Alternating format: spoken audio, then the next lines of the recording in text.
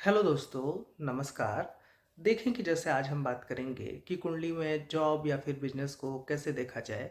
और एक एस्ट्रोलॉजर के पास तो सबसे ज़्यादा यही क्वेश्चन आता है कि हम जॉब करें या फिर बिजनेस करें। तो देखें कि इसको देखने के कुछ एक रूल पे आज हम बात करेंगे। तो सबसे पहला नियम क्या है? सबसे पहला नियम तो ये है कि आपको दिख रहा होगा कि हम पहले नेटिव का कैरेक्टर देखेंगे कि व्यक्ति का स्वभाव कैसा है। व्यक्ति जॉब की तरफ जाना चाह रहा है या फिर व्यक्ति बिजनेस करने वाला, बिजनेस का माइंडसेट है उसका। तो देखें, इसको देखने के लिए सबसे पहले जो राशियां बताई गई हैं, स्थिर राशियां और चर राशियां, ठीक है, इसका हम उपयोग करेंगे। तो कुंडली में यदि अधिकतर ग्रह और लग्न, यानी कि 9 ग्रह और लग्न, उनमें से अधिकतर ग्रह यदि चर राशि में है। चर राशि कौन सी होती है? यानी कि 1, 4, 7, 10 इनमें है। यानी कि जैसे जो व्यक्ति बिजनेस करेगा तो बिजनेस में निरंतर बदलाव की आवश्यकता है। मतलब मैं उस तरह के बिजनेस की बात नहीं कर रहा हूँ कि कोई दुकान खोल के बैठ लिया। एक जो बड़ा व्यापार होता है उसमें निरंतर आपको चेंजेस करने पड़ते हैं, लोगों की मांग डिमांड के अनुसार, नए सामान की ज़रूरत के अनुसार उसको लगाना पड़ता है। तो यदि चर राशि में व्यक्ति के अधिकतर ग्रह बैठे हैं तो इसका मतलब कि वो व्यक्ति चरफर होगा, उसको बदलाव पसंद होगा, तो उन चीज़ों से वो घबराएगा नहीं। तो यदि अधिकतर ग्रह चर राशि में होते हैं और लग्न चर राशि का है, यानी कि जैसे 1, 4, 7, 10 जो राशियाँ बताई गई हैं, इनमें अगर आपको कुंडली के अधिकतर ग्रह मिले तो ये एक संकेत है कि व्यक्ति व्यापार कर सकता है। अगर स्थिर राशियों में अधिकतर ग्रह मिले तो इसका संकेत जॉब की तरफ जाता है। स्थिर का मतलब ही होता है कि व्यक्ति को पसंद है कि वो 9 to 5 की जॉब करे। तो ये एक बात हो गई। अच्छा, इसमें द्विस्वभाव राशियों की बात नहीं हुई है। तो अगर कुछ एक ग्रह, जैसे मान लीजिए कि आपको स्थिर राशि में मिलते हैं कुछ एक ग्रह द्विस्वभाव में, तो आप स्थिर राशि और द्विस्वभाव राशि को क्लब करके निकाल सकते हैं कि व्यक्ति जॉब कर सकता है। अगर चर राशि में मिलते हैं कुछ ग्रह और कुछ ग्रह द्विस्वभाव राशि में मिलते हैं तो आप इससे भी मोटा माटी निकाल सकते हैं कि व्यक्ति व्यापार कर सकता है। तो द्विस्वभाव राशि में यदि अधिकतर ग्रह हैं तो फिर जो बाकी नियम मैं आपको बताऊंगा उसके अनुसार आप कुंडली में लगाइए। तो ये तो हो गया सबसे पहले कि आप राशि में सारे ग्रहों और लग्न को देखें कि लग्न किस राशि में पड़ रहा है और सारे ग्रह किस राशि में गए हैं। तो एक बात हो गई। दूसरी बात क्या है कि देखें कि बिजनेस का कारक कौन है। तो बिजनेस बुध रिप्रेजेंट करता है, गुरु भी व्यापार को देता है। तो यदि बुध सूर्य से अस्त नहीं है, वो कुंडली में मतलब कि अकेला बैठा है, या फिर सूर्य के साथ भी है लेकिन वो सूर्य से अस्त नहीं है, कई एक पोजीशन में सूर्य और बुध की डिग्री काफ़ी ज़्यादा दूर होती है, तो फिर व्यापार में अच्छा लाभ होने की संभावना है। या फिर जैसे कि जुपिटर मान लीजिए 10th में हो, या फिर सेकंड में हो, या फिर वो फोर्थ में हो, मतलब जुपिटर 10th हाउस को प्रभावित करे तो भी एक व्यक्ति, ये एक अच्छे व्यापारी का योग होता है। तो इसका मतलब क्या हुआ कि जैसे बुध किन चीज़ों को रिप्रेजेंट करता है। जैसे बुध को बताया गया है कि वो सूर्य का बेटा है, यानी सूर्य राजा है, बुध राजकुमार है। तो राजकुमार जब अपनी सत्ता को स्थापित करेगा तो उसको थोड़ा सा अलग हट के काम करना पड़ेगा। तो वो जो अपना एम्पायर खड़ा करना है तो उसके लिए बुध जरूरी है। और गुरु भी अथॉरिटी को रिप्रेजेंट करता है। तो जब कोई व्यापार आप अपने अंडर में लेते हैं तो वो थोड़ा सा आप अथराइज्ड पर्सन होते हैं सभी चीज़ों के। इसलिए बुध और गुरु को इन चीज़ों का कारक माना गया है व्यापार का। तो यदि ये दोनों ग्रह कुंडली में बली हैं, बुध सूर्य से अस्त नहीं है, तो फिर ये एक तरीके से बेहतर है व्यापार की स्थिति में। दूसरा ये कि लग्न पर कैसे ग्रहों का प्रभाव है, इसका भी विशेष रोल है। मतलब ये अभी नेटिव के स्वभाव के बारे में बात हो रही है, क्योंकि सबसे पहले आपको नेटिव के स्वभाव के अकॉर्डिंग जॉब ढूंढिए तो बेहतर है। मतलब जॉब या बिजनेस जो भी उसका व्यवसाय हो, ये आप जातक के कैरेक्टर के अकॉर्डिंग कोई जॉब या बिजनेस मिल जाए तो ये सबसे अच्छा है। लेकिन कई बार ऐसा भी होता है कि जैसे कई लोग होते हैं वो व्यापार करते हैं लेकिन उनका उसमें मन नहीं लग रहा होता है, या कई लोग जो जॉब करते हैं वो मन से नहीं कर पाते हैं, क्योंकि भाई आदमी को आमदनी तो चाहिए। तो कई बार ऐसे भी निर्णय लेने पड़ते हैं कि व्यक्ति का कैरेक्टर स्वभाव तो अलग चीज़ शो कर रहा है लेकिन व्यक्ति कार्य ऐसा कर रहा है जिससे कि उसको धन की प्राप्ति हो सके। तो वो भी बातें हैं। लेकिन एक एस्ट्रोलॉजर को कोशिश करनी चाहिए कि वो व्यक्ति को ऐसा कार्य सुझाए जो कि वो करे तो उसको आनंद भी आए और उससे इनकम भी प्राप्त हो। तो हम अपने विषय पर लौटते हैं कि देखें, सबसे पहले आपको स्थिर और चर राशियों में ग्रह को देखना है। उसके बाद देखना है कि बुध और गुरु की स्थिति कैसी है। फिर लग्न पे कैसे ग्रहों का प्रभाव है। मतलब कि क्या हुआ कि जैसे लग्न को मान लीजिए मंगल देख रहा है, सूर्य लग्न में बैठा है, या फिर बृहस्पति का लग्न में प्रभाव है। तो इसका मतलब क्या होता है कि ऐसे लोग किसी की सुनना नहीं पसंद करते हैं। तो ये लोग थोड़ा सा जॉब को नहीं मतलब कि कर पाएंगे। जैसे मान लीजिए कि कोई व्यक्ति है जिसको गुस्सा बहुत ज़्यादा आता है और वो जॉब कर रहा है, तो वो अपने बॉस की अगर बात बहुत ज़्यादा मतलब कब तक झेल पाएगा, तो उसको गुस्सा आएगा, अंदर ही अंदर वो घुटेगा। तो ऐसे लोग के हाथ में चाहिए कि अथॉरिटी हो, तो या फिर ये लोग ऐसा जॉब करें जिसमें पावर इनके हाथ में हो, जैसे पुलिस का काम हो गया, कोई आईएएस अफ़सर का काम हो गया, तो वो जॉब तो इनके लिए सूटेबल है। अन्यथा फिर जो एक इस तरह की जॉब होती है कि आपके ऊपर कोई और बैठा है आपको आदेश देने के लिए, और जॉब का मतलब ही यही होता है, नौकरी सर्विस का मतलब ही यही होता है कि आप किसी के लिए किसी को सर्विस दे रहे हैं। तो ऐसी स्थिति में यदि लग्न पर मंगल का प्रभाव है, गुरु का प्रभाव है, ठीक है, सूर्य का प्रभाव है, तो ये जॉब की ओर मतलब थोड़ा-सा व्यक्ति के कैरेक्टर में बेहतर स्थिति को नहीं रिप्रेजेंट करता है। इसलिए कोशिश करनी चाहिए कि ऐसा व्यक्ति कुछ व्यापार करे या फिर जॉब ऐसी करे जिसमें अथॉरिटी उसके पास हो। तो ये तो एक बात हो गई। अच्छा, आप जॉब को रिप्रेजेंट कौन से ग्रह करते हैं? तो जॉब को शनि रिप्रेजेंट करता है, शुक्र, केतु रिप्रेजेंट करता है, राहु हो तो राहु पर कैसे ग्रहों का प्रभाव है वो भी जॉब को रिप्रेजेंट करता है। तो ये एक बात हो गई कि आप सबसे पहले नेटिव का कैरेक्टर किस ओर इशारा कर रहा है, जॉब की ओर या बिजनेस की ओर, आप इसको देखेंगे और बुध और गुरु की स्थिति को जांचेंगे। अब इसमें दूसरी बात आती है कि मान लीजिए लग्न पे कोई ग्रह का प्रभाव नहीं है, चार और स्थिर राशि से भी आपको कोई बहुत अनुमान नहीं हो रहा है कि व्यक्ति की का कैरेक्टर किस ओर शो कर रहा है। तो देखें कि ये जो दूसरा नियम है इसका देखने का कि कुंडली का जो लग्नेश है वो कौन से भाव को देख रहा है, मतलब कहने का मतलब कौन से भाव में बैठा है या कौन से भाव को देख रहा है। मान लीजिए कि लग्न का स्वामी सातवें भाव को देख रहा है, तो सातवां भाव व्यापार को रिप्रेजेंट करता है, दसवां भाव खुद का कार्य क्षेत्र व्यापार को रिप्रेजेंट करता है। तो यदि लग्नेश 10वें में चला जाए तो ऐसा व्यक्ति व्यापार करने में सक्षम होता है। तो एक बात तो ये हो गई। और यदि लग्नेश छठे भाव में चला जाए तो ऐसा व्यक्ति जॉब को प्रेफर करेगा, क्योंकि छठा भाव नौकरी का होता है। और इसी तरीके से यदि हम उदाहरण कुंडली पर भी बात करेंगे कि उदाहरण कुंडली पे ये कैसे लगता है। तो पहले लेकिन आप नियम समझ लीजिए कि कौन कौन से नियम हैं जिनको हमें देखना चाहिए। उसके बाद जैसे कि छठे भाव का स्वामी है, तो छठे भाव से हम नौकरी को रिप्रेजेंट करते हैं, तो छठे भाव का स्वामी यदि लग्न में होगा तो वो जॉब को रिप्रेजेंट करेगा, 10वें भाव का स्वामी यदि लग्न में होगा तो वो नौकरी को रिप्रेजेंट करेगा। तो इस तरीके से आप थोड़ा सा इसको भी देखें कि लग्न का जो लॉर्ड है वो किस भाव को देख रहा है या किस भाव में स्थित है। तो कुछ एक स्थिति इससे भी साफ होगी। जैसे इसमें जो नियम मैं बता रहा हूँ ऐसा जरूरी नहीं है कि सारे नियम लग जाएं, लेकिन आपको एक एक नियम को लगाना है और देखने की कोशिश करनी है कि क्या शो हो रहा है। कई बार ऐसा भी होगा कि मान लीजिए लग्न 5th हाउस में बैठा है लग्न का स्वामी, तो वहाँ से कोई संकेत नहीं मिल रहा है, तो आप 10th हाउस लॉर्ड को देखिए कि वो लग्न में तो नहीं है, वो लग्नेश को तो नहीं देख रहा है, या फिर 6th हाउस जो लॉर्ड है वो लग्न में तो नहीं विराजित है। तो ये सब भी छोटे छोटे जो पॉइंट्स हैं ये भी इसमें आपको सहायता करेंगे कि व्यक्ति जॉब करेगा या फिर बिजनेस करेगा। लेकिन अभी इसके आगे भी कुछ एक नियम और हैं जो इन सारे नियम के ऊपर उनका वेटेज जाता है, मतलब कि उनकी जो इम्पोर्टेंस है उसके बाद ये सारे नियम भंग हो जाते हैं। तो उनको भी आप ज़रूर देख लीजिएगा कि समझ लीजिएगा कि वो क्या है। अभी हम अंतिम में उन नियमों के बारे में भी बात करेंगे।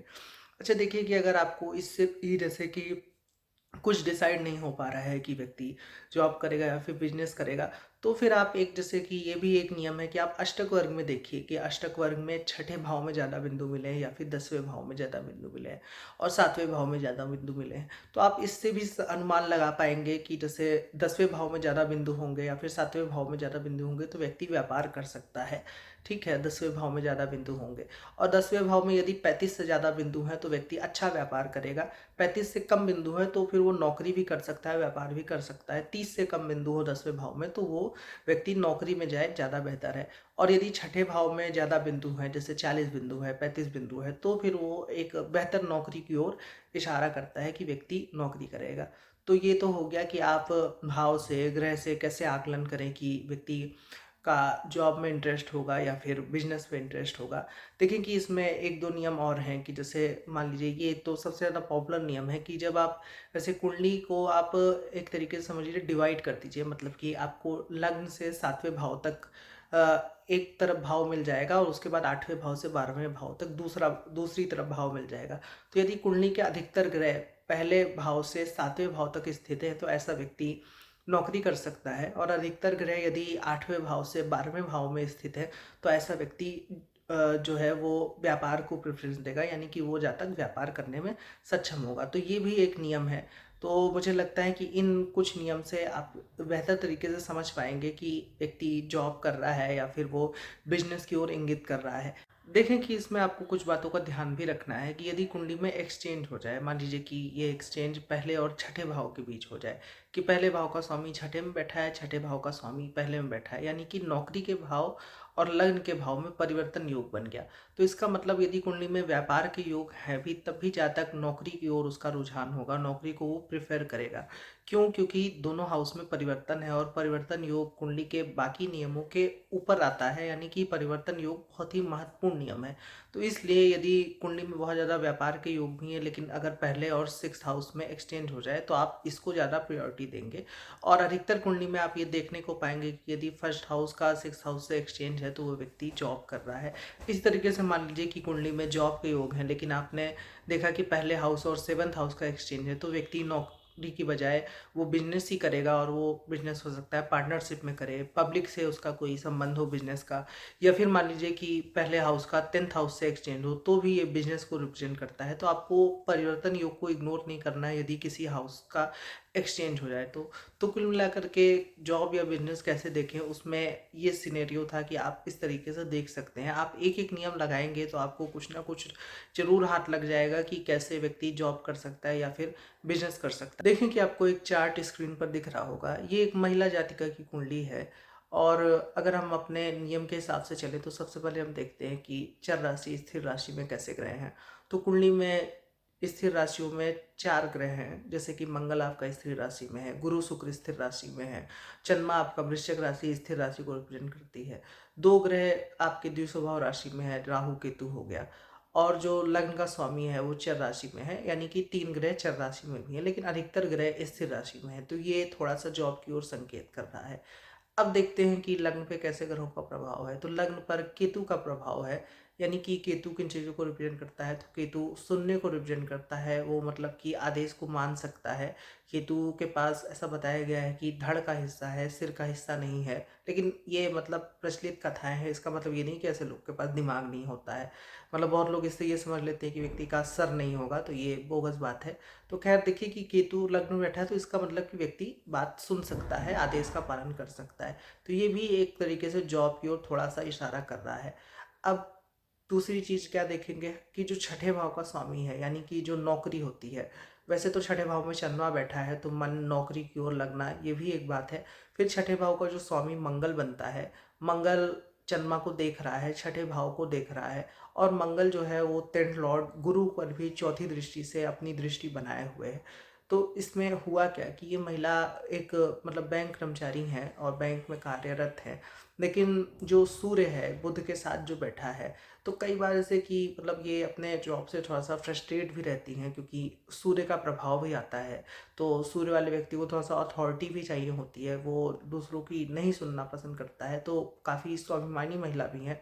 लेकिन चूंकि आठवें भाव से शनि की दृष्टि भी आ रही है सूर्य और बुध पर, यानी लग्न लॉर्ड पे, तो इसलिए थोड़ा सा ये मतलब जॉब में कुछ एक समझौता करते हुए अपनी जॉब को अच्छे से जी रही हैं। और फिर बाद में इनका थोड़ा प्रमोशन भी हुआ, तो उस वजह से अभी तो ये फिलहाल तो ठीक है, मतलब अपनी अच्छे सुचारू रूप में नौकरी कर रही हैं, कोई इतनी दिक्कत नहीं है। तो देखें कि ये जो नियम मैंने आपको बताया, इसमें भी ये भी नियम काम करता है कि यदि आप पहले भाव से गिनेंगे तो काफ़ी ग्रह पहले और सातवें भाव के बीच हैं, तो ये नियम इसमें बराबर लगा। देखें कि अब हम दूसरे चार्ट पर बात करते हैं। ये भी एक महिला जातिका का चार्ट है। इसमें देखें कि जैसे लग्न में गुरु बैठा है, और जैसे कि दो ग्रह चर राशि में है, कुछ ग्रह द्विस्वभाव राशि में है। थोड़ा सा ये बिजनेस की ओर जैसे इंगित कर रहा है। लेकिन इसमें एक बात और ध्यान देने वाली है कि इसमें पहले हाउस का छठे भाव से एक्सचेंज है। क्या मतलब हुआ कि जो शुक्र बैठा है पहले हाउस का लॉर्ड, वो छठे में उच्च का बैठा है, और बृहस्पति जो कि छठे भाव का स्वामी है वो लग्न में आकर के बैठा है। तो इससे क्या हुआ कि ये जातिका जॉब कर रही हैं। जॉब मतलब कह लीजिए कि इन द सेंस कि वो डॉक्टर है एक अस्पताल में। तो डॉक्टर रिप्रेजेंट करता है कि मतलब अथॉरिटी जो भी कही है, आपको बहुत से आदेश नहीं मिलेंगे ऊपर से, अथॉरिटी आपके हाथ में रहेगी। तो जुपिटर उसको शो कर रहा है कि ये एक ऐसा काम है जिसमें अथॉरिटी इनके पास है। तो इस कुंडली में यदि कोई बिजनेस के नियम है, तो ये जो एक्सचेंज है इसने उन नियमों को ओवरकम किया और जातिका जॉब कर रही है। देखें कि अब हम एक दूसरे चार्ट पर बात करते हैं। देखें कि ये चार्ट एक पुरुष जातक का चार्ट है। इसमें क्या हुआ कि देखें, सबसे पहले तो स्थिर लग्न है, तीन ग्रह स्थिर राशि में है, लेकिन कुछ ग्रह चर राशि में भी हैं, द्विस्वभाव राशि में भी है। तो इसमें हुआ क्या कि सबसे पहले आप कुंडली को देखेंगे तो पहले हाउस का जो स्वामी है वो 10वें भाव में गया है, तो इसका मतलब व्यक्ति कुछ उसकी प्रेफरेंस व्यापार की ओर हो सकती है। फिर वो 5th हाउस लॉर्ड के साथ भी बैठा है। बुध सूर्य से अस्त नहीं है, बुध सूर्य के साथ तो है लेकिन वहाँ पर गुरु है, और बुध सूर्य में एक अच्छा खासा अंतर भी है। दूसरी चीज़ की इस कुंडली में जो 10वें भाव का स्वामी है, जो शुक्र बनता है, वो 9वें भाव के साथ मतलब कि कंजंक्शन है, यानी कि 10वें और 9वें का योग हो गया, तो ये एक राजयोग को भी डिनोट करता है। तो ये जो व्यक्ति हैं वो क्या कार्य करते हैं, तो पेशे से ये कहने संबंधित चीज़ों का कार्य करते हैं, यानी कि इनकी सोने चांदी संबंधित दुकान है। और जो लोग जैसे ज्वेलर का काम करते हैं, लेकिन ज्वेलर मैन्युफैक्चर इनके यहाँ होता है, मतलब ये नहीं कि ज्वेलरी ले आया और उसको शोरूम में बेचते हैं, नहीं, ज्वेलरी बनाने का कार्य भी इन्हीं के यहाँ होता है और फिर ये उसको बेचते भी हैं। क्योंकि देखें कि 9वें भाव में मेष राशि है, और शुक्र का संबंध भी जैसे ज्वेलरी से होता है, गुरु का संबंध होता है, तो मेष राशि मैन्युफैक्चर को भी दिखाती है, तो इस वजह से मंगल निर्माण को दिखाता है, तो इस वजह से ये खुद ही उन चीज़ों का निर्माण करते हैं। पहले ये जो दुकान थी ये इनके पिता की थी, पिता छोटा मोटा ज्वेलरी का काम करते थे, लेकिन जब से गद्दी इन्होंने संभाली तो उसके बाद से इन्होंने उस व्यापार को खूब ज़्यादा बढ़ाया, और कुंडली में योग भी दिखता है। और देखें कि इनके जैसे अगर आप देखेंगे अधिकतर ग्रह जो है वो 8वें भाव से लेकर के 12वें भाव के बीच हैं, तो वो नियम भी इस कुंडली में फलीभूत होता हुआ दिख रहा है। तो ये भी एक चार्ट था जो काफ़ी मतलब इम्पोर्टेंट था कि कैसे नियम कुंडली के लगते हैं, व्यक्ति क्या कर सकता है। बाकी लेकिन इसमें भी कुछ लोग अगर कह सकते हैं कि जैसे कि व्यक्ति का स्वभाव स्थिर राशि में जा रहा है, मतलब स्थिर लग्न होना और स्थिर राशि में सूर्य का बैठना। लेकिन इसमें आप एक चीज़ का और ध्यान दीजिए कि जो ज्वेलरी का काम है, इसमें कुछ एक बहुत ज़्यादा कुछ ऐसा बार बार चेंज नहीं करना पड़ता है कि मान लीजिए कि ट्रेंड बदल गया, ज्वेलरी लोग शादी में ज्वेलरी नहीं ले रहे हैं, कुछ और पसंद कर रहे हैं, तो ऐसा कुछ नहीं होता है। सोने के भाव सिर्फ बढ़ते रहते हैं, वो एक अलग बात है। तो इस वजह से जातक को ऐसा कुछ बहुत ज़्यादा ऐसा काम नहीं करना पड़ता है जिसमें उसको खूब ज़्यादा यात्राएं करनी पड़े। तो ये भी एक चीज़ है कि इस चीज़ में इंगित करती है। तो जैसे मैंने कहा कि आप स्वभाव तो जरूर देखेंगे, लेकिन सिर्फ एक ही नियम पे बेस्ड नहीं होना है। ज्योतिष कई नियमों का क्लब होने के बाद जो फलित आता है आपको उसको देखना है, तो आप बेहतर तरीके से फलित कर पाएंगे। अब देखें कि लेकिन इसमें एक बात और है कि जैसे जॉब और बिजनेस, तो मैंने बता दिया कि जॉब और बिजनेस कैसे देखें, लेकिन मान लीजिए आपने निर्धारित कर लिया है कि व्यक्ति जॉब करेगा, तो जॉब में व्यक्ति कौन सी जॉब कर सकता है। मतलब आजकल तो हजारों लाखों जॉब है कि कोई कुछ करता है, टेक्नीशियन, इंजीनियर, इंजीनियर में भी टेक्निकल इंजीनियर अलग होता है, पुल बनाने वाला इंजीनियर अलग होता है, डॉक्टर में पता नहीं कितने प्रकार के डॉक्टर हो गए। ऐसे ही व्यापार में कई प्रकार के व्यापार होते हैं, तो व्यक्ति आखिर कौन से क्षेत्र में जाए, कौन सा व्यापार करे। अगर व्यापार के योग कुंडली में है या फिर जॉब के योग है, तो व्यक्ति कौन से जॉब को करे। तो देखें कि अगर हम इस पे बात करेंगे तो ये एक लंबा विषय हो जाएगा, तो इस पे हम अगली वीडियो में बात कर लेंगे कि आज सबसे पहले आप कुंडली पे इन नियमों को लगाइए कि व्यक्ति जॉब करेगा या फिर बिजनेस करेगा। बाकी अगली वीडियो में हम इस पे बात करेंगे कि यदि जॉब वाली कुंडली है तो वो हम जो जॉब का प्रेफरेंस है, यानी कि किस क्षेत्र में व्यक्ति जॉब के लिए ट्राई कर सकता है, या फिर व्यापार की कुंडली है तो कौन सा व्यापार करे तो उसको अधिकतम लाभ हो और व्यक्ति का मन भी उस व्यापार में लगे, वो खुश रहे। इन सब चीज़ों को कैसे देखा जाएगा इस पे हम आगे बात करते हैं।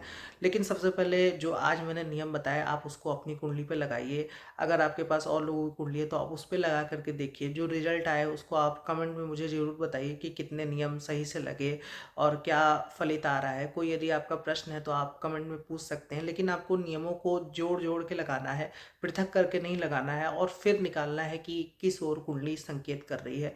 और जैसे मैंने बताया कि अभी एक कुंडली में परिवर्तन हुआ था, तो उसको इग्नोर नहीं करना है कि अगर कुंडली में एक्सचेंज मिल जाए तो आप एक्सचेंज को पूरी तरीके से प्रेफरेंस देंगे कि एक्सचेंज जिस ओर इशारा कर रहा है आप उसकी तरफ जाएंगे। बाकी सूर्य और मतलब सूर्य हो गया, मंगल हो गया, ये थोड़े से ऐसे ग्रह, गुरु हो गया, जिनको अथॉरिटी पसंद होती है, तो ये लोग थोड़ा सा जॉब या तो इस तरीके की जॉब करेंगे जिसमें अथॉरिटी उनके हाथ में हो, तो इन ग्रहों का भी आप ध्यान रखिए।